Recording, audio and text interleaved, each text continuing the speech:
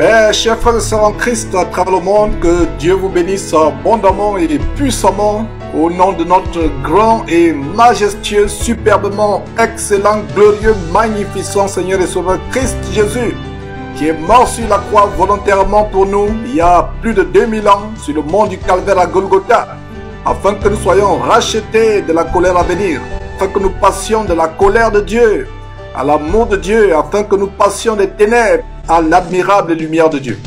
Mes frères, c'est par lui que je vous souhaite la bienvenue, comme nous poursuivons cette série, tout ce que Jésus-Christ a enseigné.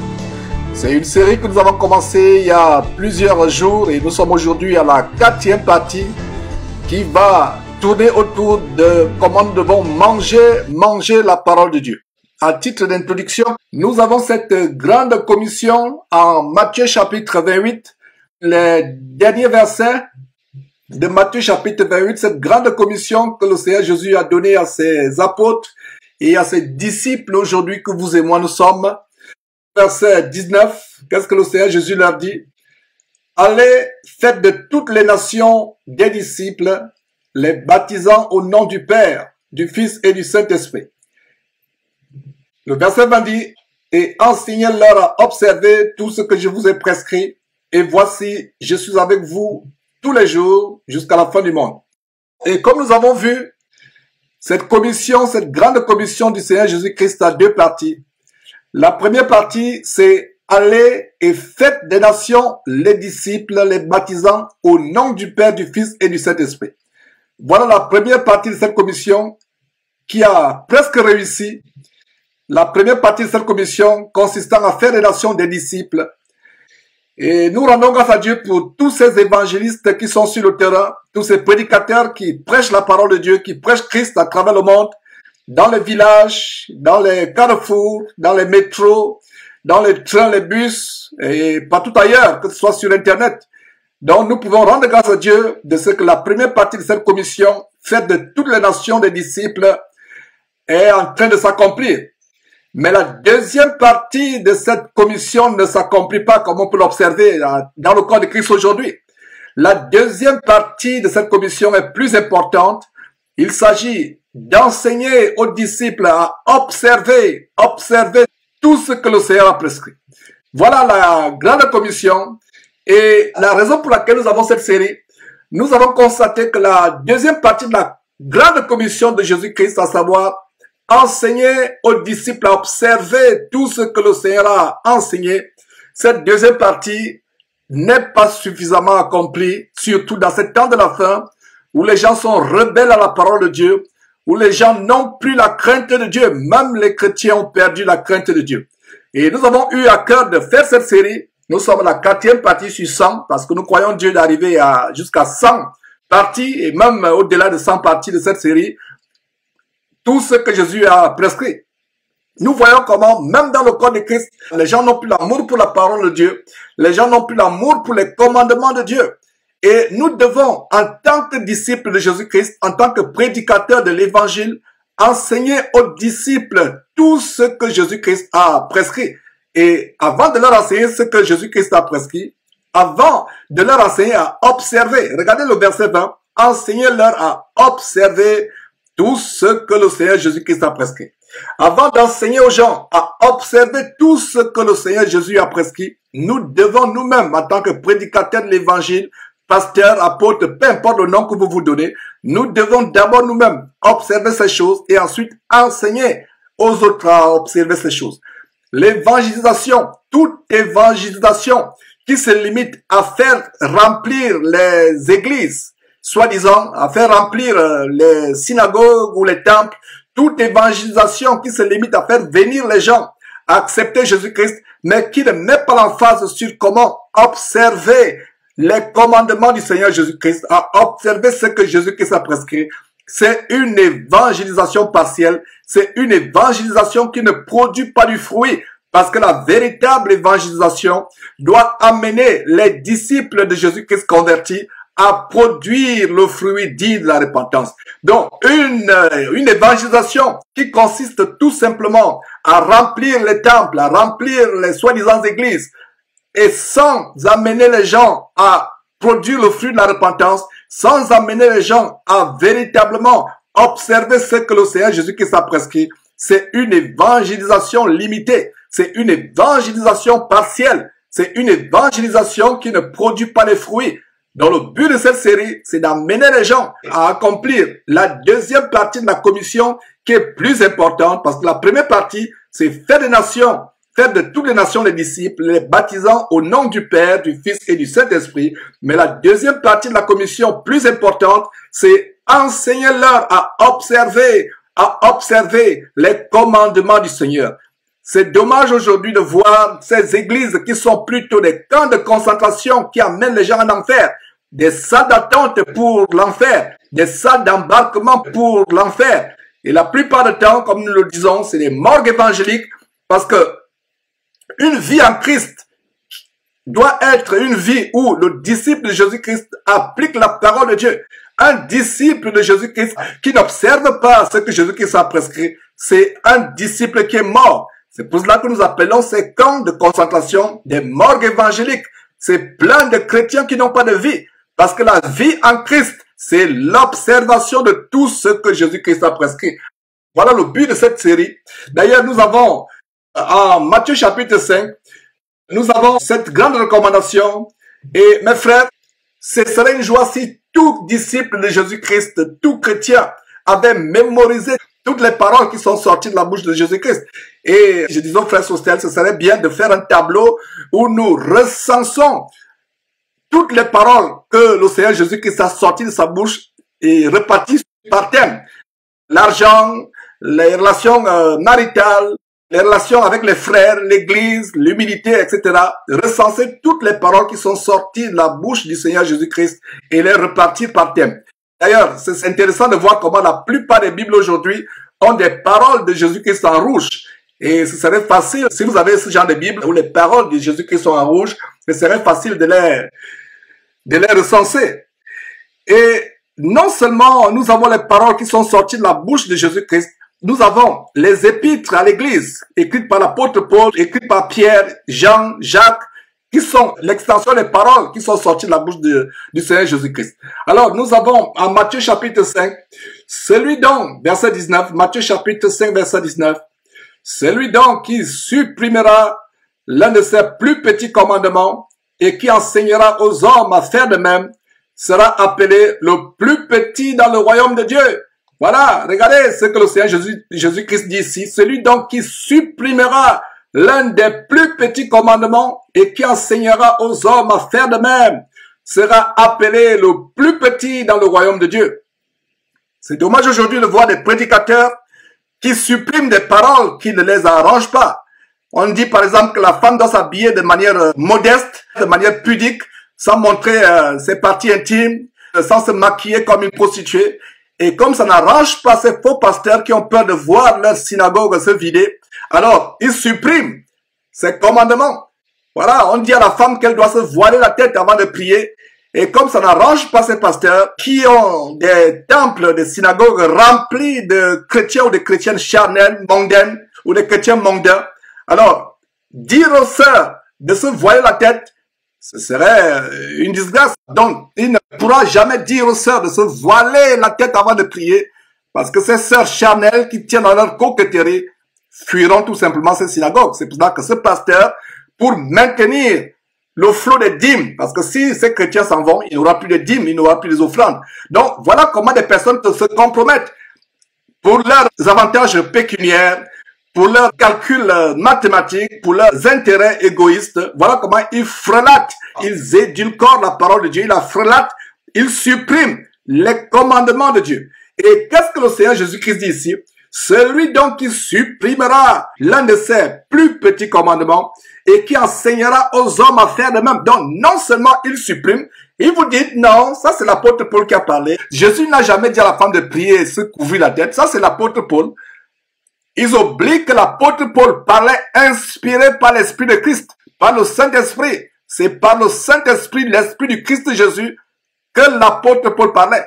L'apôtre Paul lui-même dit, les révélations que je vous ai données, je ne les ai ni appris, ni reçues d'un homme, mais c'est une révélation de Jésus-Christ. C'est pour ça que je dis souvent, si un frère ou une sœur conteste avec les paroles de l'apôtre Paul, Alors, qu'il ouvre sa Bible, qu'il prenne un ciseau, qu'il rassemble les pages de Romains, qu'il coupe, qu'il mette à la poubelle, qu'il rassemble les pages de 1 Corinthiens, 2 Corinthiens, qu'il coupe, qu'il mette à la poubelle, qu'il rassemble les pages de Galates, Éphésiens, Philippiens, Colossiens, 1 Thessaloniciens, 2 Thessaloniciens, 1 Timothée, 2 Timothée, Tite, Philémon, etc.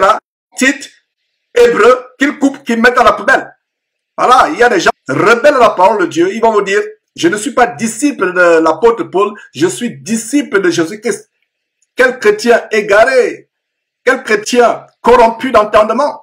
Ils ne comprennent pas que l'apôtre Paul parlait inspiré de Dieu, inspiré par l'esprit de Jésus-Christ, la puissance de Dieu qui a ressuscité Jésus-Christ d'entre les morts. Alors, verset 19, celui donc qui supprimera l'un de ses plus petits commandements et qui enseignera aux hommes à faire de même sera appelé le plus petit dans le royaume des cieux. Mais celui qui les observera, suivez très bien, verset 19 toujours, mais celui qui les observera et qui enseignera à les observer, celui-là sera appelé grand, grand, grand dans le royaume de Dieu. Donc voilà, mes frères, le but de cette série, enseigner aux gens tout ce que le Christ a enseigné, enseigner aux gens à observer. Et comme le verset 19 dit, nous-mêmes qui enseignons, nous devons d'abord les observer et ensuite enseigner aux gens à les observer et ne pas supprimer même le plus petit commandement de tout ce que Jésus-Christ a prescrit. On dit que l'homme qui a divorcé ne peut plus se remarier du vivant de son épouse, ou la femme qui a divorcé ne peut plus se remarier du vivant de son mari. Les gens suppriment cela et disent, voilà, c'était au temps de Jésus. Aujourd'hui, les choses ont changé. Dieu connaît notre faiblesse, etc. Donc, voilà comment les gens frelatent la parole de Dieu, déchiquettent la parole de Dieu, enlèvent des choses qui ne leur plaisent pas et mettent les choses qui leur plaisent. Et c'est le cas aujourd'hui avec l'abomination de la sodomie, l'homosexualité. Comment des gens raisonnent avec la parole de Dieu, ils disent non, Dieu est amour, Dieu comprend. Ça, c'est au temps de l'apôtre Paul, c'est au temps de Lévitique. L'apôtre Paul condamne l'homosexualité en Romains chapitre 1. Non, ça, c'est au temps de l'apôtre Paul. Aujourd'hui, Dieu comprend, les choses ont évolué. Mes amis, les choses n'évolueront jamais avec Dieu. Jésus-Christ et Dieu sont les mêmes hier, aujourd'hui et éternellement. Quand vous allez à Dieu dans la prière pour demander des choses d'ailleurs viles, les choses insignifiantes que vous demandez à Dieu, vous êtes très fort pour dire Jésus-Christ et Dieu sont les mêmes hier, aujourd'hui et éternellement. Mais quand il faut appliquer la parole de Dieu dans toute sa longueur, dans toute sa largeur, dans toute sa hauteur et dans toute sa profondeur, vous vous empressez à dire les choses ont changé, vivons avec notre temps, les choses ont évolué. Mais quand vous demandez les bénédictions à Dieu, les guérisons, les choses matérielles, vous êtes fort pour réciter que Jésus-Christ est le même hier, aujourd'hui, éternellement. Alors si Jésus-Christ et Dieu sont les mêmes hier, aujourd'hui et éternellement, ça veut dire que ces commandements ou leurs commandements, la parole de Dieu, ce que Jésus-Christ a prescrit, sont également les mêmes hier, aujourd'hui et éternellement. Donc mes frères, nous allons engager la 4e partie. C'était une introduction pour rappeler le pourquoi de cette série tellement importante, tout ce que Jésus-Christ a enseigné. Parce que la grande commission de Matthieu chapitre 28 doit être complète. On ne doit pas seulement se limiter à faire des disciples, à mener les gens à Christ, sans leur enseigner ce que Jésus-Christ a prescrit, sans leur enseigner tout ce que Jésus-Christ a prescrit. Si on n'enseigne pas aux disciples à observer tout ce que Jésus-Christ a prescrit, nous faisons tout simplement des disciples qui se dirigent tout droit en enfer. C'est pour cela que nous appelons ces maisons les maisons d'embarquement pour l'enfer, les salles d'embarquement pour l'enfer. C'est des abattoirs, les morgues évangéliques qui vous conduisent en enfer. Donc mes frères, nous allons commencer la partie 4 de la série, tout ce que Jésus a enseigné.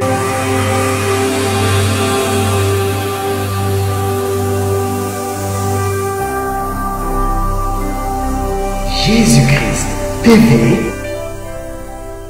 vous connaîtrez la vérité et la vérité vous affranchira. Beaucoup de chrétiens pensent que le sexe est le plus grand instrument de Satan pour conduire le maximum de personnes en enfer. Alors mes frères, je vous dirais que ce n'est pas faux, c'est vrai, mais je vous invite à découvrir un instrument encore plus dévastateur, qui est notre bouche. Notre bouche est la pratique que le diable utilise plus pour conduire au maximum de personnes en enfer. Cette partie 4 de cette série nous montrera comment la bouche est le plus grand instrument de Satan pour conduire au maximum de personnes en enfer. Plus que le sexe, la bouche est la partie que le diable utilise le plus pour conduire au maximum en enfer.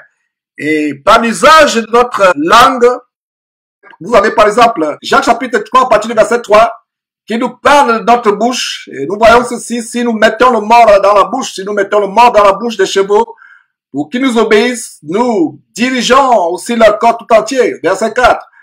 Voici, même les navires qui sont si grands et que poussent des vents impétueux sont dirigés par un très petit gouvernail au gré du pilote. De même la langue, verset 5, est un petit membre et elle se vante de grandes choses. Voici comme un petit feu peut embraser une grande forêt. La langue est placée parmi nos membres, souillant tout le corps et enflammant le cours de la vie, étant elle-même enflammée par la hyène. Verset 7. Toutes les espèces de bêtes et d'oiseaux, de reptiles et d'animaux marins sont domptés et ont été domptés par la nature humaine, mais la langue, aucun homme ne peut la dompter. C'est un mal qu'on ne peut réprimer. C'est un mal qu'on ne peut réprimer. Elle est pleine d'un venin mortel. Verset 9. Par elle, nous bénissons le Seigneur notre Père, et par elle, nous maudissons les hommes faits à l'image de Dieu. Verset 10. De la même bouche sortent la bénédiction et la malédiction. Il ne faut pas, mes frères, qu'il en soit ainsi. Verset 11. La source fait-elle jaillir par la même ouverture l'eau douce et l'eau amère? Un figuier, mes frères, peut-il produire des olives, ou une vigne des figues? De l'eau salée ne peut non plus produire de l'eau douce. Voilà, mes frères, voilà un détail de la langue, un détail de comment par notre bouche et plus précisément par notre langue, comment le diable peut nous entraîner en enfer. Donc, non seulement il y a l'usage de la parole par notre langue, comme nous pouvons voir, il y a aussi les rapports sexuels. Les rapports sexuels, et comme je l'ai toujours dit, Dieu n'a pas placé la langue dans notre bouche pour procurer du plaisir sexuel à votre époux, à votre épouse. La langue, c'est pour louer Dieu, c'est pour adorer Dieu. La langue, c'est pour prendre des boissons ou des aliments pour fortifier votre corps. La bouche aussi est utilisée par le diable pour d'autres plaisirs sexuels débridés, insensés, hors des bornes de Dieu. Dieu n'a pas mis ta langue dans ta bouche pour que tu produises du plaisir sexuel à ton épouse ou à ton époux. Mais Dieu a mis la langue dans ta bouche pour adorer Dieu, pour le louer, pour le glorifier, pour lui chanter des cantiques. Et aussi pour prendre des aliments ou des boissons, pour te fortifier. Et donc voilà comment le diable utilise aussi la langue. Hormis ce qu'on vient de voir dans Jacques chapitre 3, l'usage débridé, l'usage exagéré de la langue. Et nous avons aussi par les aliments, ce que nous mangeons. Mes frères et sœurs, voilà une révélation. Le premier péché de l'humanité était au sujet de la bouche. Mais ce n'était pas au sujet du parler ou au sujet des rapports sexuels, contrairement à cette doctrine diabolique, démoniaque des Branham et des Branhamistes qui enseignent que le premier péché de l'humanité c'était les rapports sexuels. Non, le premier péché de l'humanité, ce n'était pas qu'Adam et Ève ont fait une partouze avec le diable, une partouze sexuelle avec le diable. Non, ça c'est les enseignements de démons, des Branhamistes.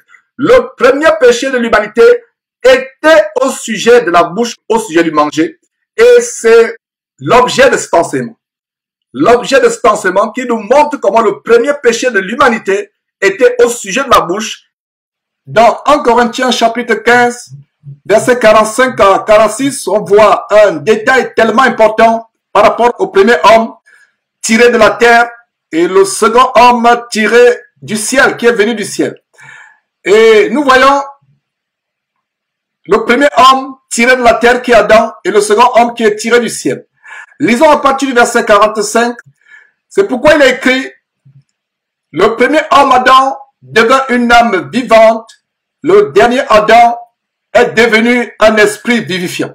Donc nous avons le premier homme Adam qui a été tiré de la terre à Éden, qui est Adam, l'époux d'Ève, et nous avons le second Adam qui est Jésus-Christ. Et le verset 46 nous dit ceci: Mais ce qui est spirituel n'est pas le premier, c'est ce qui est animal. Ce qui est spirituel vient ensuite. Verset 47, le premier homme tiré de la terre est terrestre, le second homme est du ciel. Pourquoi je vous lis ce verset? Je vous lis ce verset pour vous montrer comment le premier commandement qui a été donné au premier homme, Adam, était au sujet du manger. Et nous pouvons voir ceci dans Genèse chapitre 2, verset 17. Voilà le commandement que Dieu donne à l'homme. Son épouse, Ève, n'était même pas encore créée. Voilà le commandement que Dieu donne à Adam, avant que son épouse Ève ne soit créée, dans Genèse chapitre 2, verset 17. Nous pouvons d'ailleurs lire à partir du verset 16. L'Éternel Dieu donna cet ordre à l'homme: tu pourras manger de tous les arbres du jardin, mais tu ne mangeras pas de l'arbre de la connaissance du bien et du mal, car le jour où tu en mangeras, tu mourras. Donc voilà le premier commandement, le tout premier commandement de Dieu à l'homme, le premier homme, Adam. Ce n'était pas au sujet du sexe, ce n'était pas au sujet de la reproduction, ce n'était pas au sujet du sexe, ce n'était pas au sujet d'autres parties du corps, mais c'était au sujet du manger. C'est pour ça que le manger est tellement important. Et vous allez voir cette tentation de Jésus dans le désert qui était au sujet du manger. Donc tu ne mangeras pas de l'arbre de la connaissance du bien et du mal, car le jour où tu en mangeras, tu mourras. Alors, la toute première tentation du premier homme, Adam, comme vous voyez, le premier homme, dans Corinthiens chapitre 15, verset 45, le premier homme, Adam, devint une âme vivante. Le dernier Adam est devenu un esprit vivifiant. Quand vous lisez dernier Adam dans ce verset, ça fait référence au Christ Jésus, ça fait référence à notre Seigneur, le Fils de Dieu. Alors, la toute première tentation venant du diable, du premier Adam, c'était le manger, c'était la bouche. La toute première tentation du dernier Adam qui est Jésus-Christ, c'était aussi la bouche. Voilà, vous pensez que c'est par hasard? Le manger est tellement important. Et nous allons voir comment le diable séduit les gens à travers le manger. Beaucoup de personnes aujourd'hui pensent que la gloutonnerie n'est pas péché. Il y a une catégorie des esprits diaboliques qui possèdent certaines personnes et même des chrétiens pour les entraîner à en faire, tout simplement à cause de la gloutonnerie. La Bible dit que les gloutons n'hériteront pas le royaume de Dieu. Et dans une société comme celle des États-Unis où nous sommes, où dans les milieux chrétiens évangéliques, la gloutonnerie n'est pas considérée comme un péché. L'ivrognerie, c'est quelque chose de scandaleux. Mais la gloutonnerie, les excès de table, la Bible nous parle des excès de table. Donc si toi, chrétien, tu as du mal à mettre un couteau à ta gorge, tu as du mal à contrôler tes appétits, ça peut être une porte pour l'enfer. Ne pas contrôler ses appétits, être glouton, manger plus qu'il n'en faut, manger plus que votre corps ne le réclame. Si vous ne sentez pas la nourriture au niveau de votre œsophage, vous n'allez pas stopper. Voilà, mes frères et sœurs, comment la gloutonnerie et les excès de table entraîneront beaucoup de personnes en enfer. Au lieu d'être glouton avec les aliments de la terre, au lieu d'avoir les excès de table avec les aliments de la terre, nous devons plutôt être gloutons, entre guillemets, avec l'infinie grandeur de la parole de Dieu merveilleuse et inégalable. Voilà où nous devons développer notre gloutonnerie. Soyons gloutons avec la parole de Dieu, entre guillemets.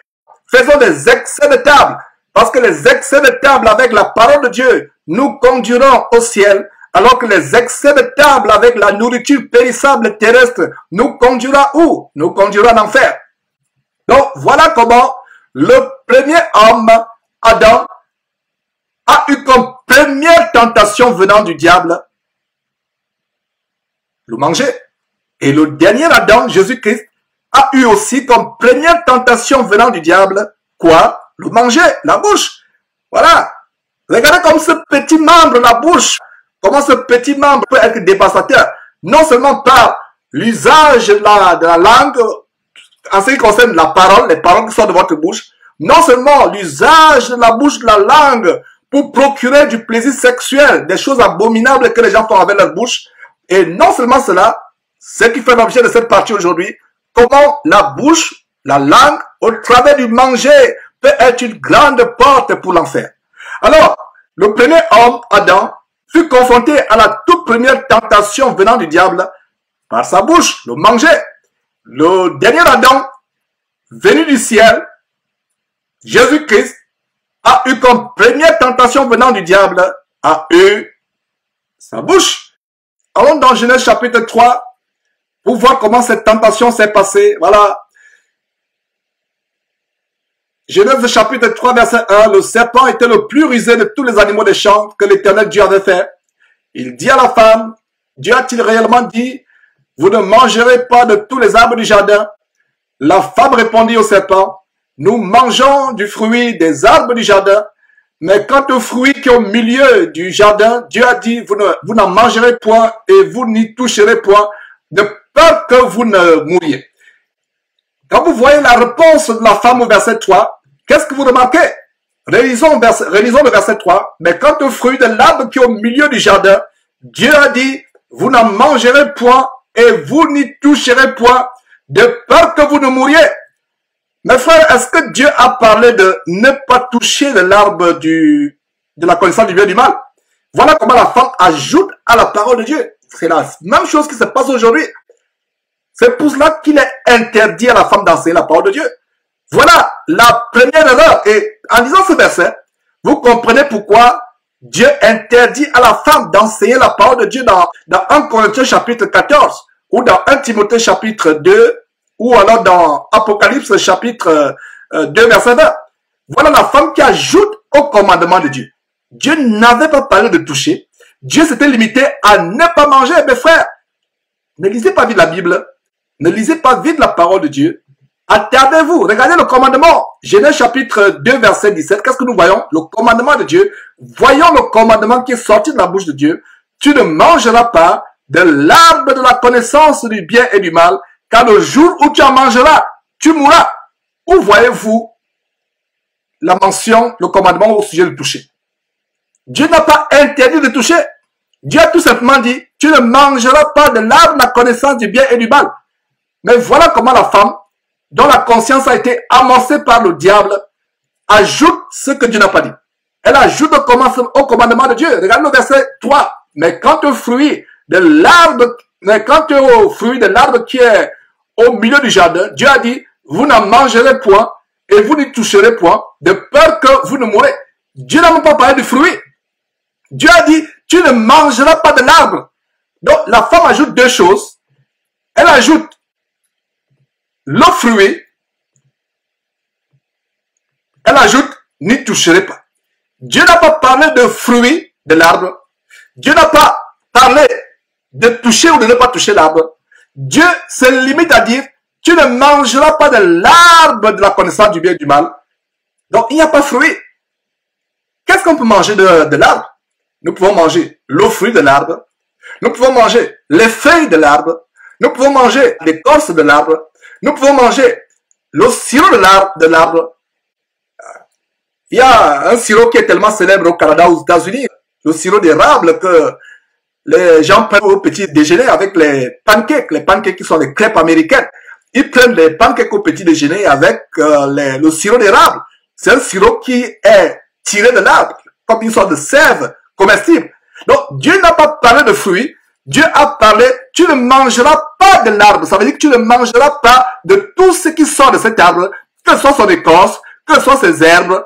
Bon, quand la femme dit pas de fruits, ça veut dire qu'on pouvait manger le fruit et ne pas manger l'écorce. On pouvait manger le fruit et ne pas manger les feuilles. On pouvait manger le fruit et ne pas manger les racines. Or, Dieu généralise. Dieu dit, tu ne mangeras pas de l'arbre. Manger de l'arbre, soit ses racines, soit sa sève, soit ses écorces, soit ses feuilles, soit ses brindilles. Tu ne mangeras pas de l'arbre, y compris les fruits. Tout ce qui concerne l'arbre. Voilà. Dieu ne dit pas ici de ne pas toucher. Dieu dit tout simplement que tu ne mangeras pas de l'arbre et Dieu ne précise pas que c'est un fruit. Lisons attentivement la parole de Dieu, mes frères et sœurs. Ne nous précipitons pas de lire la Bible. Faisons attention. Arrêtons-nous sur chaque mot, chaque détail. Voilà comment la femme ajoute deux détails que Dieu n'a pas mentionnés. Dieu ne parle pas de fruits. Dieu parle tout simplement de l'arbre. Et Dieu ne mentionne aucunement le toucher de l'arbre. C'était uniquement le manger. Et donc voilà comment la femme séduite, c'est pour cela que la femme ne peut pas enseigner la parole de Dieu. Voilà une révélation additionnelle. Pourquoi 1 Timothée chapitre 2, 1 Corinthiens chapitre 14 et Apocalypse chapitre 2 interdisent à la femme d'enseigner. C'est la femme, parce que la femme a été séduite. Lisez 1 Timothée chapitre 2, vous allez même comprendre pourquoi Dieu interdit à la femme d'enseigner. Parce que Dieu a toujours, dans sa pensée, comment la femme au jardin a été séduite. C'est elle qui prend le devant, elle déchiquette la parole de Dieu, et voilà, elle fait tomber son mari dans la première tentation qui consistait au manger, qui fait l'objet de cette série aujourd'hui, ce que Jésus-Christ a prescrit au sujet du manger. Et voyons donc ce que Jésus-Christ a prescrit au sujet du manger en Matthieu chapitre 4, et nous allons voir justement que le premier homme, Adam, a eu comme première tentation venant du diable, le manger, c'est-à-dire sa bouche, pas son sexe, sa bouche. Le second homme, venu du ciel, qui est le dernier Adam, Jésus-Christ, lui aussi, la première tentation, c'était sa bouche. Alors, allons dans Matthieu chapitre 4 et nous entrons véritablement avec ce verset dans cette partie, dans la partie 4 de cette série, au sujet du manger la parole de Dieu. Alors, voyons comment le dernier Adam, Jésus-Christ venu du ciel, a lui aussi été tenté pour la première fois au sujet du manger. Matthieu chapitre 4, verset 1. Alors Jésus fut amené par l'Esprit dans le désert pour être tenté par le diable. Voyons en quoi consiste la tentation. La première tentation, c'est quoi? C'est exactement comme le premier Adam, le premier homme Adam. Mes frères et sœurs, la parole de Dieu est merveilleuse. Verset 1. Alors Jésus fut amené par l'Esprit dans le désert pour être tenté par le diable. Verset 2. Après avoir jeûné 40 jours et 40 nuits, il eut faim. Verset 3. Le tentateur, voilà le nom, un des noms du diable dans la Bible, un des noms de Satan dans la Bible. Le tentateur, s'étant approché, lui dit, si tu es fils de Dieu, ordonne que ces pierres deviennent des pains. Ordonne que ces pierres deviennent des pains. Regardez ce que Jésus-Christ dit. Jésus-Christ répondit, il est écrit, l'homme ne vivra pas de pain seulement, mais de toute parole qui sort de la bouche de Dieu. Voilà le sujet de la partie 4 de cette série. Manger la parole de Dieu. L'homme ne vivra pas de pain seulement. Donc Jésus-Christ nous rappelle ce qui a été prescrit dans la loi, dans l'Ancien Testament. L'homme ne vivra pas de pain seulement, mais l'homme vivra de toute parole qui sort de la bouche de Dieu. Mon frère, ma soeur, si tu passes une journée sans lire la Bible, sans lire la parole de Dieu, sans manger la parole de Dieu, la Bible, tu dois aussi passer cette journée sans manger. Mes frères, je n'en fais pas un commandement, mais je fais une déduction logique de Matthieu chapitre 4, verset 4. L'homme ne vivra pas de pain seulement, mais de toute parole qui sort de la bouche de Dieu. Donc si tu passes une journée sans manger la parole de Dieu, sans la manger, tu dois aussi passer la journée sans manger la nourriture physique. Voilà. Regardez combien de fois nous mangeons. Il y a des gens qui mangent matin, midi, soir. Ils ont le petit déjeuner, le dîner. Ils ont même les snacks. Alors, prenons aussi le petit déjeuner de la parole de Dieu. Prenons aussi le déjeuner de la parole de Dieu. Prenons aussi le dîner de la parole de Dieu. Prenons aussi les snacks à longueur de journée avec la parole de Dieu merveilleuse et inégalable. Donc voilà la partie 4, que l'homme ne vivra pas de pain seulement, mais de toute parole qui sort de la bouche de Dieu.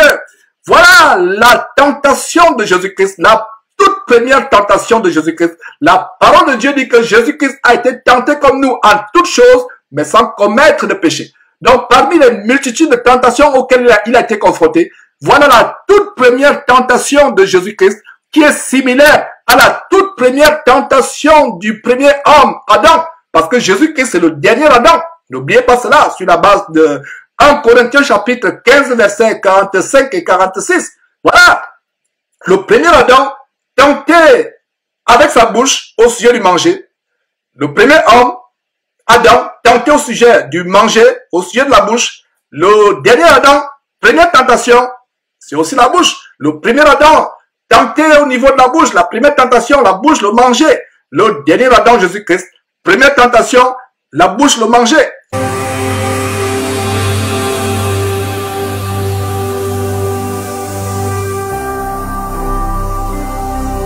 Jésus-Christ TV vous connaîtrez la vérité et la vérité vous affranchira. Nous devons faire attention avec notre manger, avec notre bouche. Le diable nous tentera sur la catégorie de manger. C'est pour cela que nous devons plutôt développer une gloutonnerie spirituelle, entre guillemets. La gloutonnerie, c'est un mot négatif. Mais quand elle devient la gloutonnerie, la boulimie au niveau spirituel, la boulimie au sens spirituel, avec la parole de Dieu, ça ne devient plus un péché. Ça ne devient plus quelque chose de négatif. Ça devient quelque chose de positif. Nous devons développer la boulimie, la gloutonnerie sur le plan de la parole de Dieu. Dévorer la parole de Dieu, la manger, la méditer jour et nuit. Le manger est ce par quoi Satan a détruit l'humanité. Pouvez-vous imaginer que nous sommes aujourd'hui ce que nous sommes éloignés de Dieu? Il a fallu que Jésus-Christ vienne encore nous sauver de la colère de Dieu, de la mort. Pourquoi? Parce que notre ancêtre, le premier homme, a été tenté à cause de quoi? A été tenté à cause du manger. À cause du manger. Voilà le premier homme, le premier péché de l'humanité était au sujet du manger, au sujet de la bouche. Donc nous voyons le premier homme, Adam, qui a été tenté au sujet du manger, qui a eu comme première tentation la bouche, le manger. Nous voyons Jésus-Christ, le dernier Adam, qui a eu comme toute première tentation le manger. Nous voyons aussi Ésaü, l'un des deux fils d'Isaac, qui a perdu son doigt d'aînesse avec le manger. Mes frères et sœurs, est-ce que vous pensez que c'est par hasard? Vous pouvez lire ça en Genèse chapitre 25, au verset 33, comment Jacob ravit le doigt d'aînesse à Ésaü, à son frère aîné Ésaü. Comment Jacob lui ravit le doigt d'aînesse à cause de quoi? À cause du manger. L'histoire est relatée pour la première fois en Genèse chapitre 25. Mais voyons comment Hébreu développe cela avec merveille et nous met en garde. Développons plutôt la boulimie pour la parole de Dieu. Développons la gloutonnerie pour la parole de Dieu. Soyons délivrés de la boulimie, de la gloutonnerie en ce qui concerne les aliments physiques qui nous conduisent à la mort. Voilà. Le premier homme, Adam, a été tenté avec la nourriture, la bouche, le manger. Le dernier Adam a été tenté avec la nourriture, le manger, la bouche. Jésus-Christ, le dernier Adam. Et voyons comment l'ancêtre de Jésus-Christ dans la chair, Jacob, a ravi le doigt d'aînesse à son frère aîné Ésaü. À cause de quoi? À cause du manger. Regardez comment Ésaü a été tenté par Satan et il a vendu son doigt d'aînesse. À cause de quoi? À cause du manger, à cause de la nourriture. Mes frères, ce n'est pas par hasard. Ces choses ne sont pas par hasard. Alors, Hébreux chapitre 12, mes frères, verset 15. Veillez à ce que nul ne se prive de la grâce de Dieu, à ce qu'aucune racine d'amertume poussant des rejetons ne produise du trouble et que plusieurs n'en soient infectés. À ce qu'il n'y ait ni impudique ni profane, comme Ésaü qui pour un mais vendit son doigt d'aînesse. Une fois encore, verset 16. À ce qu'il n'y ait ni impudique ni profane comme Ésaü qui pour un mais vendit son doigt d'aînesse. Verset 17. Vous savez que plus tard, voulant obtenir la bénédiction, il fut rejeté. C'est lui qui devait avoir la bénédiction. Il fut rejeté. Quoiqu'il a sollicité avec l'âme, car son repentir ne put avoir aucun effet. Et regardez, mes frères et sœurs, comment Ésaü vend son doigt d'aînesse à cause de quoi? À cause du manger, à cause de la nourriture périssable, à cause de la nourriture physique terrestre, à cause de la nourriture tirée de la terre. Nous devons plutôt développer, mes frères et sœurs, la gourmandise, la gloutonnerie, la boulimie pour la nourriture qui vient du ciel. La nourriture qui vient du ciel. Et il y a un adage humain qui dit, tel père, tel fils. Même son père Isaac a été tenté. Sa vision a été troublée. La vision de Dieu, c'était que Jacob soit la lignée par laquelle Jésus-Christ devait venir. C'est Jacob qui devait avoir le doigt d'aînesse. Alors qu'est-ce qui se passe? À cause de la nourriture, Jacob a plutôt pensé que c'est Ésaü qui devait hériter de la promesse. N'oubliez pas cette grande promesse que Dieu a donnée à Abraham, en lui disant que ta postérité sera comme les étoiles dans le ciel, comme le sable dans la mer. Et c'est par Jacob que cela devait être réalisé, pas par Ésaü. Mais à cause de la nourriture, la vision de Dieu a été brouillée dans la tête de Jacob à cause de la nourriture. Jacob aimait plus Ésaü. À cause de quoi? À cause de la nourriture. Il aimait très bien ce gibier que Ésaü allait chasser. Jacob a failli obstruer le plan de Dieu, la vision de Dieu, a donné la postérité abondante à Abraham à travers Jacob et non Ésaü. On peut lire dans Genèse chapitre 25, à partir du verset 27, ses enfants grandirent, c'était des jumeaux. Vous pouvez lire tout le contexte pour savoir que Jacob et Ésaü étaient les jumeaux. Donc ses enfants grandissent. Et il y a un détail intéressant. Quand Rebecca est devenue enceinte, la mère d'Ésaü et de Jacob, qu'est-ce qu'on voit ici au verset 22? Les enfants se heurtaient dans son sein. Elle dit, s'il en est ainsi, pourquoi suis-je enceinte? Elle alla consulter l'Éternel. Verset 23, et l'Éternel lui dit, deux nations sont dans ton ventre, et deux peuples se sépareront au sortir de tes entrailles. Un de ces peuples sera plus fort que l'autre, et le plus grand sera assujetti au plus petit. Le plus grand sera assujetti au plus petit. Voilà le plan de l'Éternel.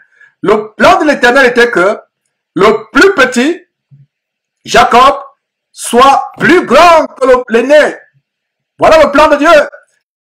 Donc voilà comment, après que Rebecca sut qu'elle avait des jumeaux dans son ventre, qu'elle était enceinte de jumeaux, elle va consulter l'Éternel.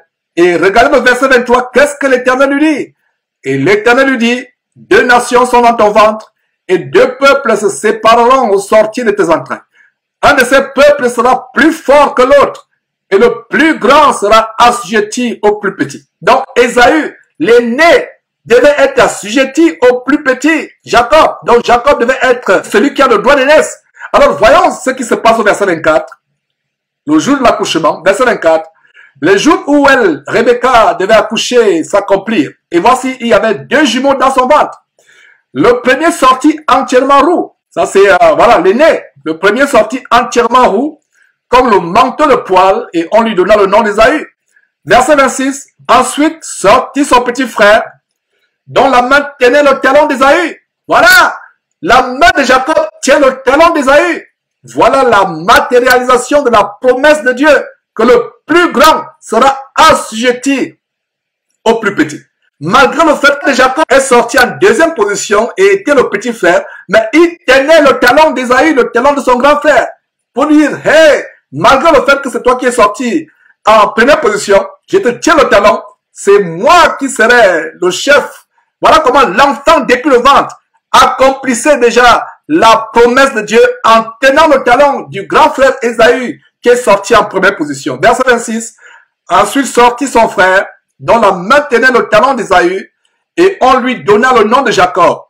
Jacob était âgé de 60 ans lorsqu'il naquit. Regardez le verset 27.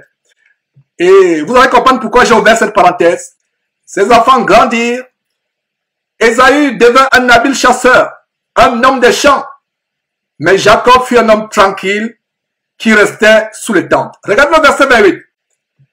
Isaac aimait Ésaü parce qu'il mangeait du gibier et Rebecca aimait Jacob.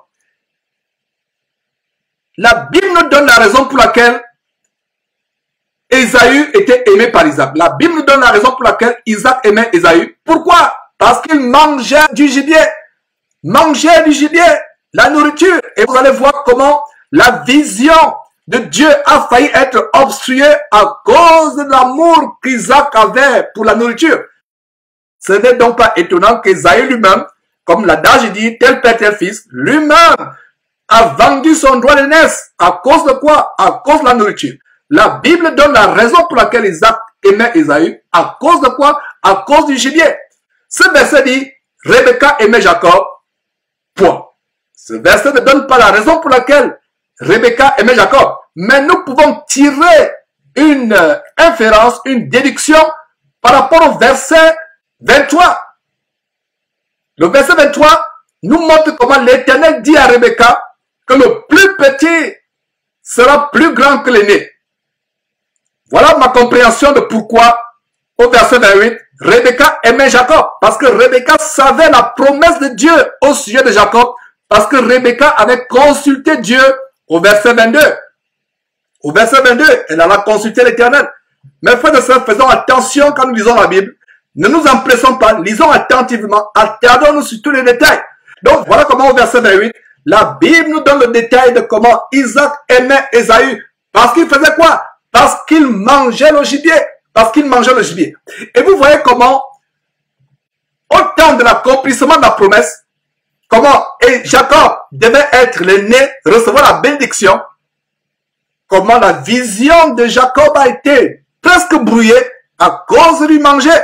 Mes frères et sœurs, puissent cet enseignement nous servir d'exemple, nous montrer que faisons attention, mettons un couteau à notre gorge, faisons attention mes frères et sœurs, à cause de la nourriture, à cause du manger, beaucoup de personnes peuvent rater la vision. C'est pour cela qu'il y a beaucoup de prédicateurs qui prêchent Christ pour leur ventre. Leur ventre. Ils ferment les yeux sur les abominations de leurs fidèles. Ils ferment les yeux sur les péchés. Ils sont prêts à tout faire à cause de quoi? À cause du manger. À cause du manger. Voilà ce qui se passe. Donc, Genèse chapitre 27, verset 1, Isaac devenait vieux et ses yeux s'étaient affaiblis au point qu'il ne voyait plus. Non seulement il ne voyait plus physiquement, même spirituellement, il ne voyait plus. Il avait perdu la vision de Dieu. Donc voilà Isaac, devenu vieux, ses yeux s'étant affaiblis, ses yeux physiques s'étaient affaiblis, et même ses yeux spirituels s'étaient affaiblis. Le discernement s'était affaibli également. Il ne voyait plus ni physiquement, ni spirituellement. Vous allez comprendre pourquoi je le dis. Alors il appela Ésaü, son fils aîné, et lui dit, « Mon fils !» Et Ésaü répondit, « Me voici. » Verset 2, Isaac dit, « Voici donc, je suis vieux, je ne connais pas le jour de ma mort. » Verset 3, « Maintenant donc je te prie, prends tes armes, ton carquois et ton arc, va dans les champs et chasse-moi du gibier. » Verset 4, « Apporte-moi un mets comme j'aime et apporte-le-moi à manger, afin que mon âme te bénisse avant que je meure. » Voilà. Pourtant, Isaac savait le plan de Dieu par rapport à Jacob. Je suis persuadé que sa femme, Rebecca, le lui avait partagé. À savoir que l'aîné Isaïe devait être assujetti au plus petit Jacob. Et que Jacob, c'était le fils de la promesse. Le fils par qui Abraham devait avoir l'accomplissement de la promesse de Dieu. À savoir, toutes les nations seront bénies à ta postérité. Tu auras la postérité comme les étoiles dans le ciel, comme le sable sur la mer. Mais regardez comment, à cause de la nourriture, à cause du manger, Isaïe était aveugle spirituellement. Non seulement il avait l'aveuglement, la cécité sur le plan physique, ses yeux étaient affaiblis, il ne pouvait plus bien voir, il ne voyait plus, mais il ne voyait plus spirituellement à cause de quoi? À cause de la nourriture. Regardez comment la nourriture peut nous aveugler mes frères. Voilà, fais-moi comme j'aime et apporte-moi à manger afin que mon âme te bénisse avant que je meure. Ce n'était pas la vision de Dieu, le plan de Dieu de bénir Ésaü. C'était le plan de Dieu de bénir Jacob. Mais Isaac, à cause de son aveuglement par la nourriture, n'a pas vu la vision de Dieu. Heureusement que Rebecca était là. Mes frères et sœurs, que c'est merveilleux d'avoir une épouse à côté de vous qui a le discernement. Une épouse qui a le discernement à côté de l'homme de Dieu qui est sur le point de s'égarer, c'est un trésor, c'est un trésor. Voilà comment, à cause de Rebecca, le plan de Dieu n'a pas échoué, n'a pas raté. Verset 5, Rebecca écouta ce qu'Isaac disait à Isaïe, son fils, et Isaïe s'en alla dans les champs pour chasser du gibier et pour le rapporter. Puis Rebecca dit à Jacob, son fils, « Voici, j'ai entendu ton père qui parlait ainsi à Isaïe, ton frère. Apporte-moi du gibier et fais-moi un mets que je mangerai, et je te bénirai devant l'Éternel avant ma mort. Maintenant, mon fils, écoute ma voix à l'égard de ce que je te commande. Maintenant, mon fils, écoute ma voix à l'égard de ce que je te commande. Va me prendre au troupeau 2 bons chevreaux. J'en ferai pour ton père un mets comme il aime. Un mets comme il aime. » Voilà un homme, Isaac, qui aimait tellement manger, qui aimait la nourriture, Et voilà comment, à cause de la nourriture, il a failli faire échouer le plan de Dieu pour la postérité d'Abraham à travers Jacob. Parce que c'est de Jacob qui est issu Israël, les 12 tribus d'Israël. Un mec comme il aime. Verset 10. Et tu le porteras à manger à ton père afin qu'il te bénisse avant sa mort. Jacob répondit à sa mère, voici Ésaü, mon frère est velu, je n'ai point de poil. Verset 12, peut-être mon père me touchera-t-il et je passerai à ses yeux pour un menteur et je ferai venir sur moi la malédiction et non la bénédiction. Jacob ne pouvait pas comprendre que c'est le plan de Dieu qui s'accomplissait à travers sa mère. Verset 13, sa mère lui dit que cette malédiction, mon fils, retombe sur moi, écoute seulement ma voix et va me les prendre. Regardez une merveilleuse femme comme Rebecca qui avait gardé la promesse de Dieu. La promesse de Dieu en Genèse chapitre 25, verset 23. La promesse de Dieu en Genèse chapitre 25, verset 23 était que Jacob devait être plus grand qu'Ésaü. Qu'Ésaü devait être assujetti. Donc elle dit que cette malédiction, mon fils, retombe sur moi. Elle avait l'assurance. Regardez une femme fidèle qui a été fidèle à la promesse de Dieu. Mon frère, ma soeur, si Dieu te fait la promesse que tu seras guéri de cette maladie, ou que tes problèmes financiers vont finir un jour, ou ton chômage, ou ta stérilité, toi, ma soeur, qui souffre d'une stérilité chronique, garde la foi à l'Éternel que cela va s'accomplir. Regardez comment toutes ces années, Rebecca a gardé à cœur la promesse de Dieu, à savoir que c'est Jacob qui était le fils selon la promesse donnée à Abraham. Non pas Isaïe. Alors verset 14, Jacob alla les prendre et les apporta à sa mère, qui fit un mec comme son père aimait. Regardez encore, un mec comme son père aimait. Le manger, notre langue, nos papilles gustatives, notre palais, peuvent être les armes de Satan pour nous entraîner à l'enfer. Faisons attention, puisque ces merveilleuses révélations que nous partageons nous servir, pas vous servir, mais nous servir de leçons. Regardez une femme qui est fidèle à Dieu au point de dire même à son fils, laisse que cette malédiction, mon fils, retombe sur moi, écoute seulement ma voix et va me prendre ce que je te demande. Verset 15. Ensuite, Rebecca prit les vêtements d'Ésaü, son fils aîné, les plus beaux qui se trouvaient à la maison, et elle les fit mettre à Jacob, son fils cadet. Elle couvrit ses mains de la peau des chevreaux et son cou qui était sans poil. Verset 17. Et elle plaça dans la main de Jacob, son fils, le mets et le pain qu'elle avait préparé. Verset 18. Il vint vers son père et dit, mon père. Et Isaac dit, me voici, qui es-tu, mon fils? Jacob répondit à son père, je suis Ésaü, ton fils aîné, j'ai fait ce que tu m'as dit. Lève-toi, je te prie, assieds-toi et mange de mon gibier afin que ton âme me bénisse. Voyez, comment Dieu a mis Rebecca au bon moment. Parce que si Rebecca n'avait pas écouté la conversation entre Isaac et Ésaü, le plan de Dieu pouvait être compromis. Heureusement que le plan de Dieu ne sera jamais compromis. Dieu est omniprésent, omnipotent, tellement puissant. Rien ne lui échappe. C'est pour ça que Dieu a mis Rebecca au bon moment parce que Dieu savait que son plan de faire de Jacob la postérité de laquelle devait être issu notre Seigneur Jésus-Christ pouvait rater. Dieu a mis au bon moment Rebecca. Et qui a écouté? Rebecca a écouté la conversation entre Ésaü et son père Isaac. Et elle a recadré les choses.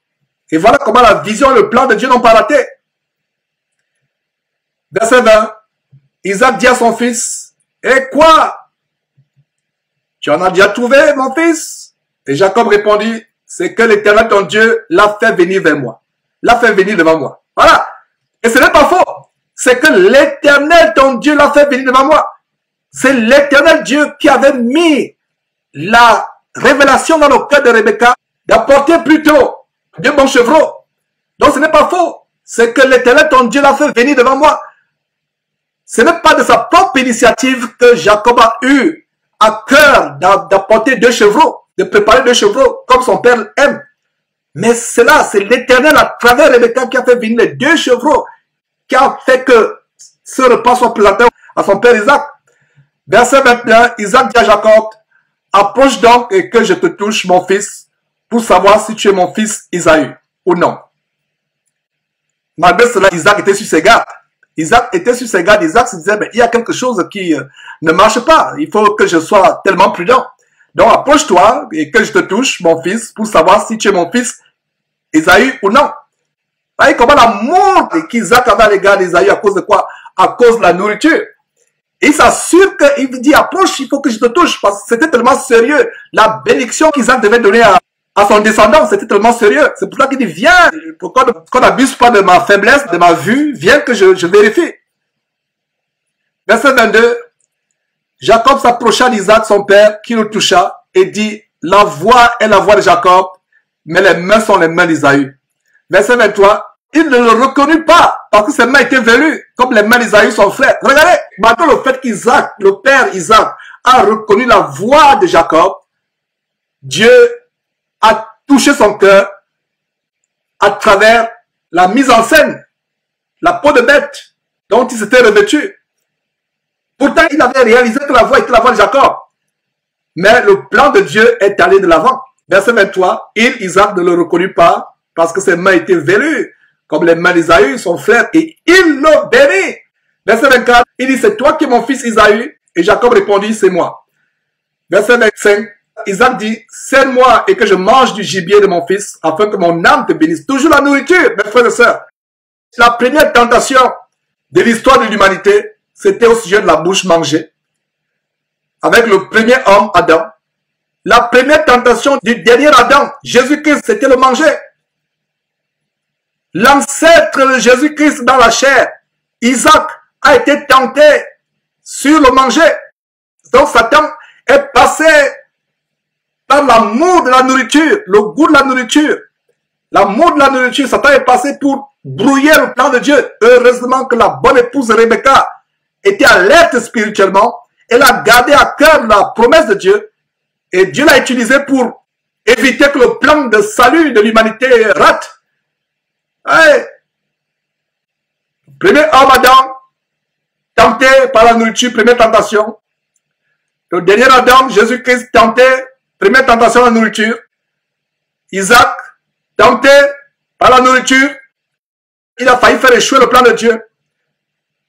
Son fils, Ésaü, qui l'aimait, était comme lui. À cause de la nourriture, il a vendu son droit d'aînesse à Jacob. Et voilà, tout ce qui se réalise ici, tout ce que nous sommes en train de voir, ce n'était que le plan de Dieu. Dieu a vu qu'Ésaü était profane, ne pouvait pas être celui-là par qui les promesses d'Abraham devaient s'accomplir. Voilà donc comment Dieu l'a rejeté. Verset 26, alors Isaac, son père, lui dit, approche donc et baise-moi mon fils. Jacob s'approcha et le baisa.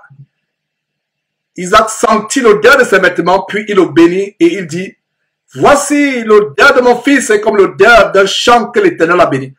Malgré l'aveuglement, Isaac voit quelque chose de spirituel à ce niveau, à savoir que l'odeur qui se dégageait de Jacob était comme l'odeur d'un champ que l'Éternel avait béni. Ce n'était pas faux. C'est Jacob qui avait été choisi par l'Éternel. C'est Jacob que l'Éternel avait choisi. Alors, verset 28, que Dieu te donne de la rosée du ciel et de la graisse de la terre, du blé et du vin en abondance. Verset 29, que des peuples te soient soumis et que les nations se prosternent devant toi.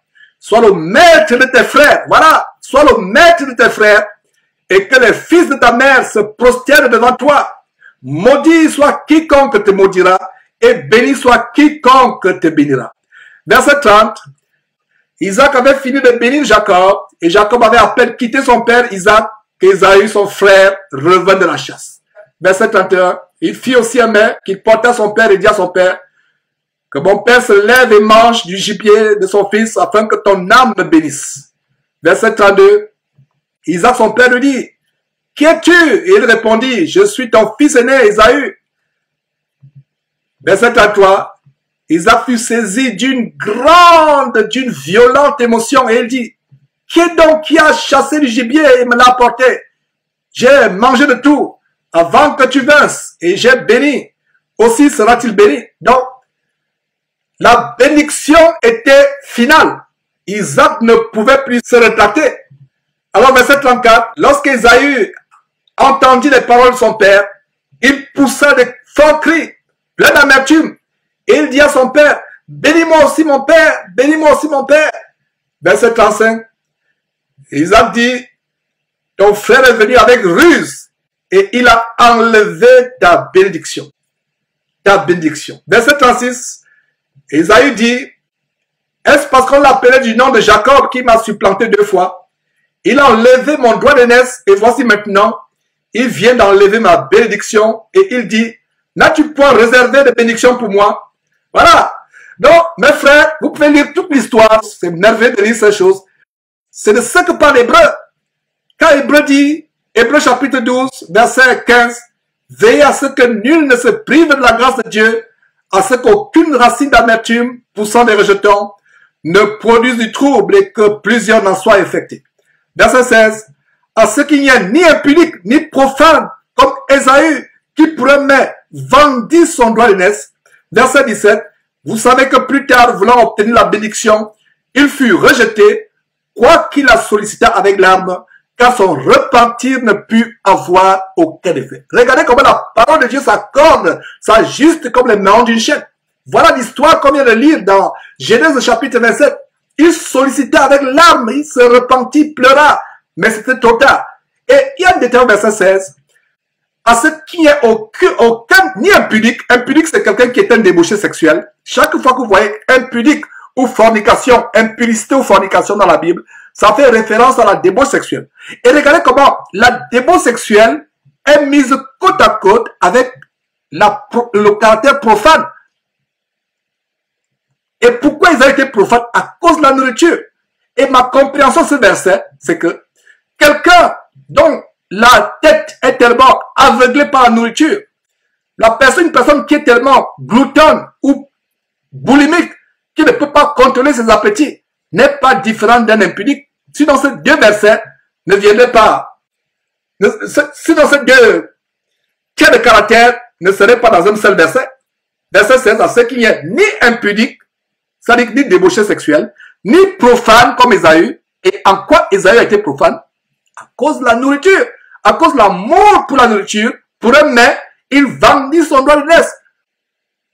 Voilà donc pourquoi ce grand commandement du Seigneur Jésus-Christ, l'homme ne vivra pas de pain seulement, mais l'homme vivra de toute parole qui sort de la bouche de Dieu.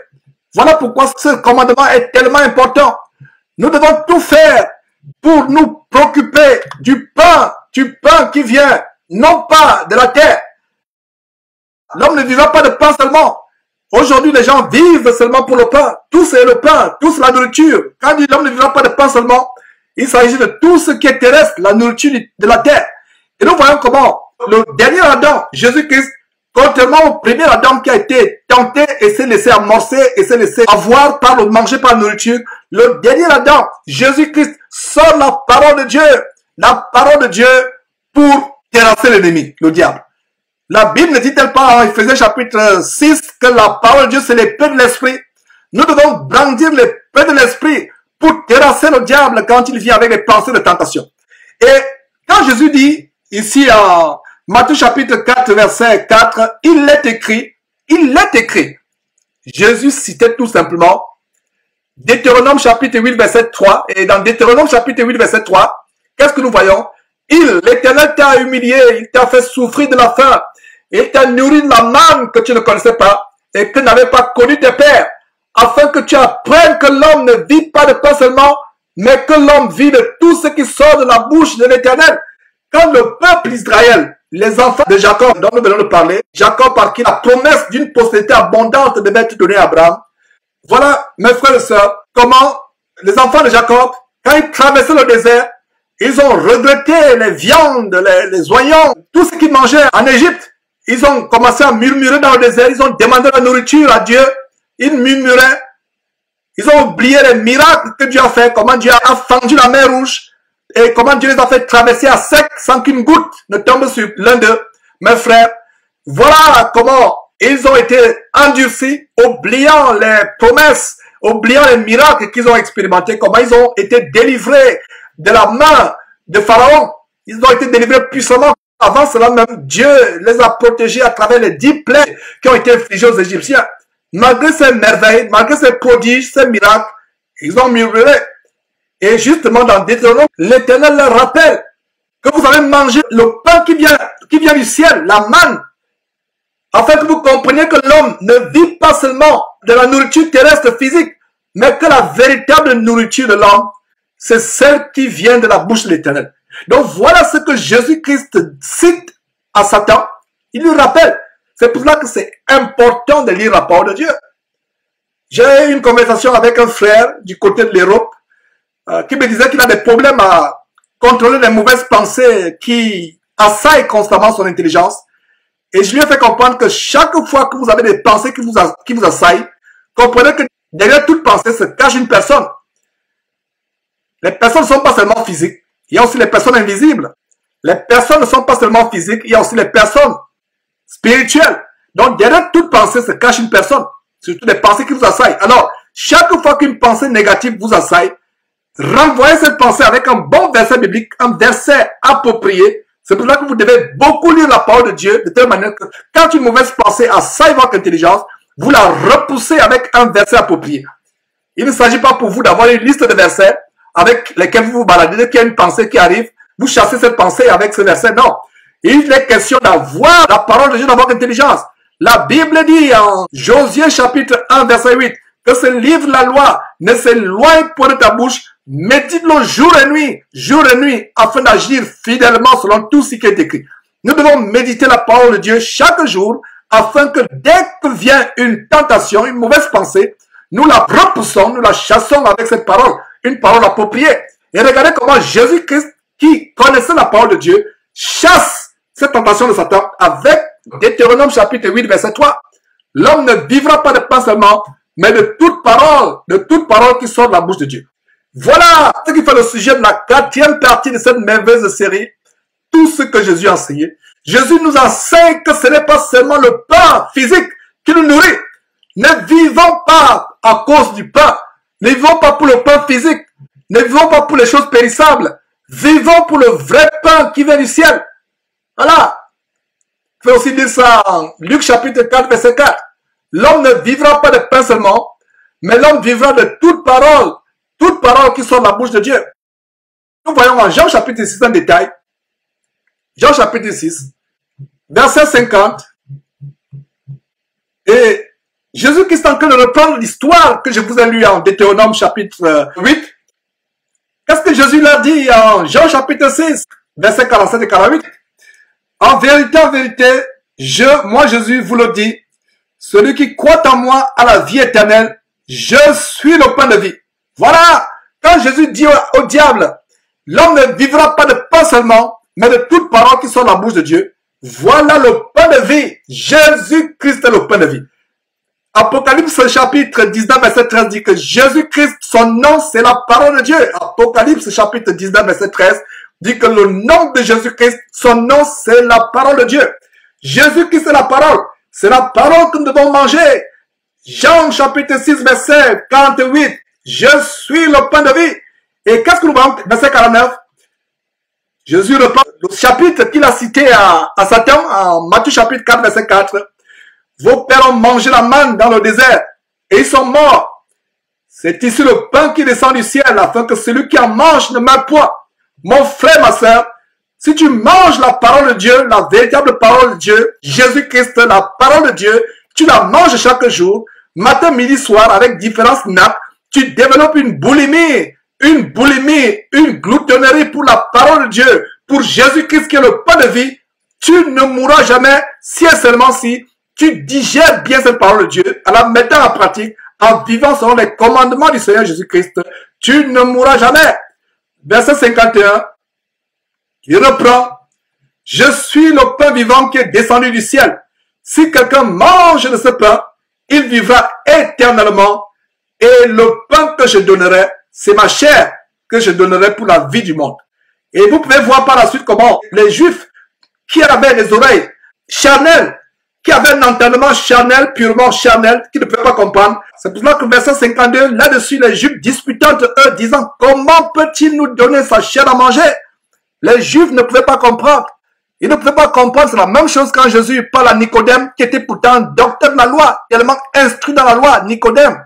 En Jean chapitre 3, Jésus dit à Nicodème, si un homme est né de nouveau, il ne peut entrer dans le royaume de Dieu. Nicodème comprenait cela charnellement, pourtant il était un érudit dans la loi. Alors il dit à Jésus, est-ce qu'on va retourner dans le ventre de notre mère pour naître à nouveau? Il ne pouvait pas comprendre.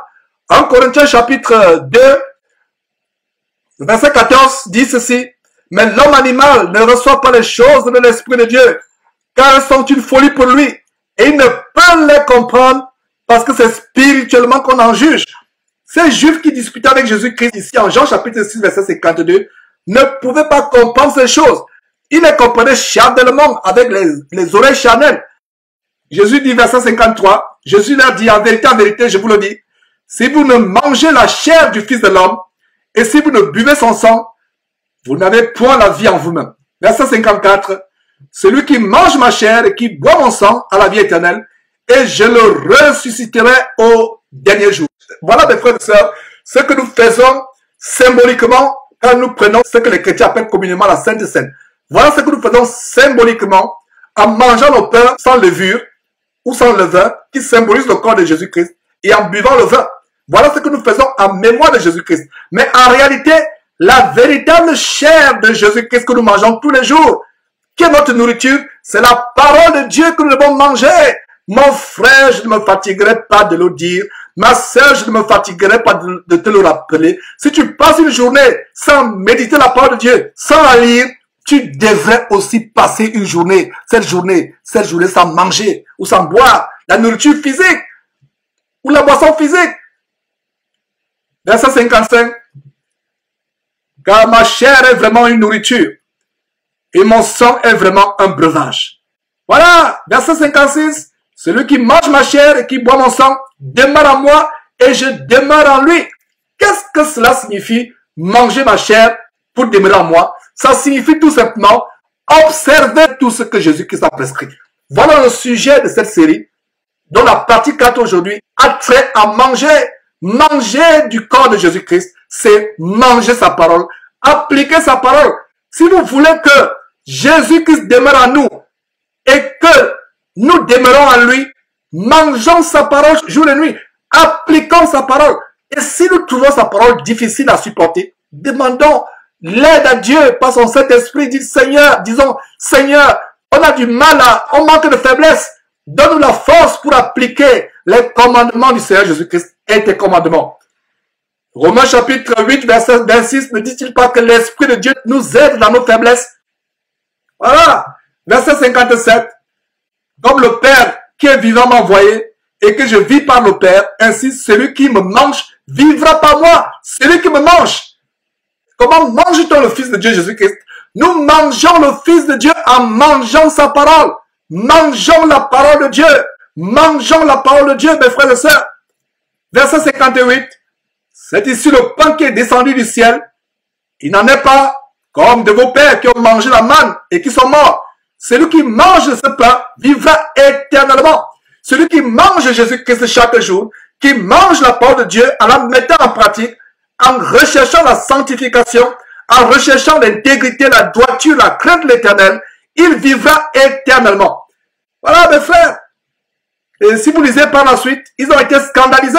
Non seulement les Juifs, mais même ses propres disciples ont été scandalisés. Ils sont séparés un à un. Voilà, et on peut voir au verset 66, dès ce moment, plusieurs disciples se retirèrent et n'allaient plus avec lui. Parce que cette parole était difficile. Cette parole était difficile. Et on peut voir comment au verset 60, toujours Jean chapitre 6, verset 60, plusieurs de ses disciples, après l'avoir entendu dire, cette parole est dure, qui peut l'écouter? Et c'est ce que je vous ai dit dans 1 Corinthiens chapitre 2, verset 14, l'homme animal ne reçoit pas les choses de l'Esprit de Dieu, car elles sont une folie pour lui. Elles sont insupportables. Il ne peut pas les supporter, il ne peut pas les connaître, parce que c'est spirituellement qu'on en juge. Donc voilà comment ces disciples charnels n'ont pas pu comprendre cela. C'était des paroles dures.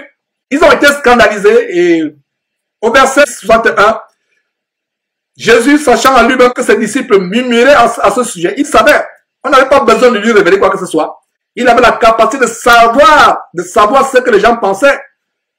Contrairement au diable qui ne peut pas lire vos pensées, qui ne peut pas lire votre avenir, Jésus sachant en lui-même que ses disciples murmuraient à ce sujet, leur dit, cela vous scandalise-t-il? Et il continue en disant au verset 62, et si vous voyez le Fils de l'homme monter où il était auparavant, verset 63, c'est l'esprit qui vivifie, la chair ne sert de rien. Les paroles que je vous ai dites sont esprit et vie. Il a dit, ce que je vous ai dit n'a rien à voir avec la chair. Ce que je vous ai dit n'a rien à voir avec la chair. C'est spirituel. C'est spirituel parce que c'est l'esprit qui vivifie. La chair ne sert à rien. Il ne comprenait ces choses que de manière charnelle. Et aujourd'hui, quand je dis qu'il faut manger Jésus-Christ tous les jours, Jésus-Christ c'est la parole de Dieu. Lui-même il a dit, l'homme ne vivra pas de pain seulement, mais l'homme vivra de toute parole qui sort de la bouche de Dieu. Et ici, il nous dit de manger sa chair tous les jours, afin d'avoir la vie éternelle. Et ne pas la manger pour la vomir après. Jacques dit que nous ne devons pas être des auditeurs oublieux. Nous devons manger la parole et ne pas la vomir par la suite. Il ne faut pas que la parole entre d'une oreille et sorte de l'autre. Jacques chapitre 1, verset 22 dit, mettez en pratique la parole et ne vous bornez pas à l'écouter en vous trompant vous-même, pas de faux raisonnements. Voilà, car si quelqu'un écoute la parole et ne la met pas en pratique, il est semblable à un homme qui regarde dans un miroir son visage naturel, verset 24, et qui, après s'être regardé, s'en va et oublie aussitôt quel il était.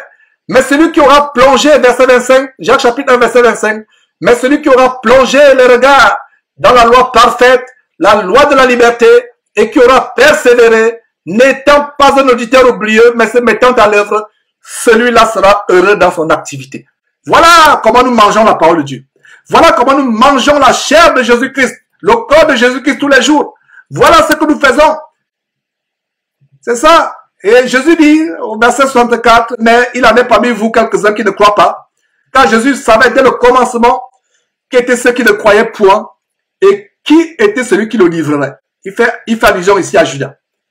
Voilà, verset 65. Et Jésus ajouta, c'est pourquoi je vous ai dit que nul ne peut venir à moi si cela ne lui a pas été donné par le Père.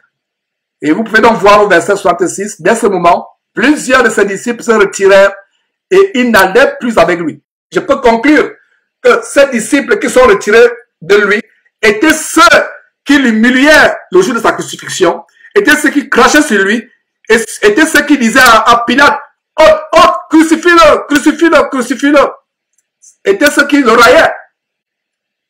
Mes frères et sœurs, voilà comment nous devons manger la parole de Dieu tous les jours.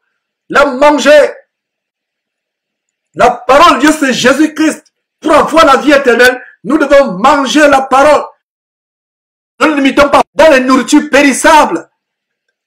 Mes frères et sœurs, il y a certains parmi nous qui ont des palais tellement délicats, qui ont les palais exercés à savourer les meilleurs mets. Exerçons aussi nos palais spirituels à savourer les meilleurs enseignements de la parole de Dieu. Suivez ces enseignements. Allez dans la parole de Dieu. Lisez la parole de Dieu. Demandez à Dieu d'aiguiser vos palais spirituels. Demandez à Dieu d'aiguiser vos papilles gustatives spirituelles afin que vous mangez la parole de Dieu. Ne soyez pas anorexiques quand il s'agit de la parole de Dieu. Beaucoup de chrétiens, quand il s'agit de la parole de Dieu, deviennent anorexiques. Mais quand il s'agit de manger, c'est les plus grands gloutons, c'est les plus grands boulimiques, mais qui n'en soient pas ainsi. Au lieu d'être boulimique et glouton pour les nourritures périssables, et avec votre gloutonnerie, vous serez jeté en enfer, développons plutôt la boulimie, la gloutonnerie pour la chair de Jésus-Christ, qui est la parole. Mangeons cette chair tous les jours, mangeons la parole de Dieu tous les jours, et mettons cette parole de Dieu en pratique. Appliquons cette parole, comme Jacques dit, ne nous bornons pas à écouter la parole de Dieu, mettons-la en pratique, observons les commandements de Dieu. Mes frères, c'est un plaisir de vous partager cette partie 4 de cette merveilleuse série, tout ce que Jésus-Christ a enseigné. Plaise à Dieu, nous verrons la 5e partie sur les 100 parties à venir, selon que Dieu lui-même par son Saint-Esprit nous en inspirera. Vous connaîtrez la vérité vous affranchira. Ne manquez pas de vous abonner à notre chaîne YouTube Jésus-Christ TV, en cliquant sur le bouton s'abonner, juste au bas de la fenêtre de cette vidéo. Ainsi, vous recevrez automatiquement nos nouvelles vidéos, et vous ne raterez aucune. Vous connaîtrez la vérité et la vérité vous affranchira. Jean 8, 32.